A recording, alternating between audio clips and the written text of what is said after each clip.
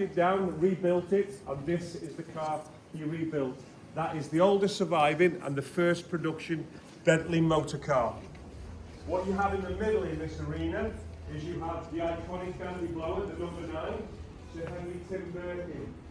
There was only 5 ever built, and this is one of the 5, and the value of this car is in the region of 25 to 30 million pounds. Because it's so, I like to say, experienced within our fleet, across the road in Mulliner, we've rebuilt these cars. We've rebuilt 12 continuation blowers. And car 0 here, next to number 9, is one of our continuations. We actually built 30 because we kept one for our fleet ourselves. And that is the car that we built, and we kept it for ourselves. £1.6 million each, before tax.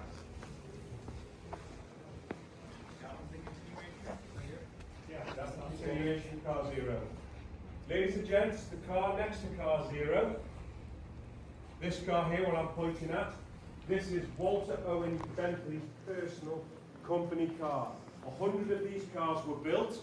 When Rolls-Royce purchased us in 1931, they stopped production of this car, and they actually retained Walter Owen's personal car, and we purchased this car back from Rolls-Royce just under 30 years ago, and it sits right here, right now.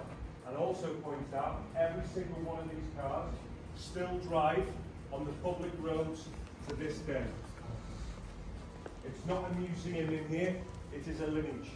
Every single one of these cars still have motion, and they still go to shows, events around the world, so they still drive on that highway.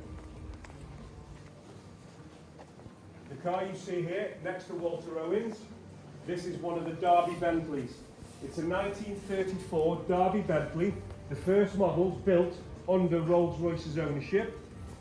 But this car has a little story. It was delivered to its first clients in September 1934, but then it was lost. It was lost until it was found just outside of Boston, Massachusetts, America in 1968. 34 years of history no one knows about. The gentleman who found it, he restored it from 1989 to 1996. And then he used to drive this car all around the States, and he crossed the border once into Canada to show the car off to Rolls-Royce and Bentley enthusiast clubs. So in 2004, when I worked in this factory, we received a letter, and the letter was from the Dr. Charles Bull, who found the car. He said, "Mr. Bentley, I have found this car, I've restored it, and now I would like to send her home." This car was delivered back to Bentley as a gift. It was a proud place to buy. And every single year, until the doctor passed away in 2012, he used to send this car a handmade Christmas card. The Christmas card, you see the 3 of them there, are on the body of the car. Beautiful story. So from 1934 in Scotland, he was found in 1968, just outside of Boston, Massachusetts, and then given back to Bentley as a gift in 2004. This, ladies and gentlemen, is all about Bentley ceremony. Yes, with the cars, we build wonderful cars to this day, but also the people are involved with our cars, including our clients, visitors, and our ambassadors. The last car here, as the film pointed out, it was on a bit of a test ride all around northern France. It crashed twice, the body was lost inside the Second World War, but the engine and chassis was salvaged. We purchased the engine and chassis back from Rolls-Royce with the original drawings. And across the road in Mulliner, they rebuilt an original body from the original drawings. We class this as a 1 of 1.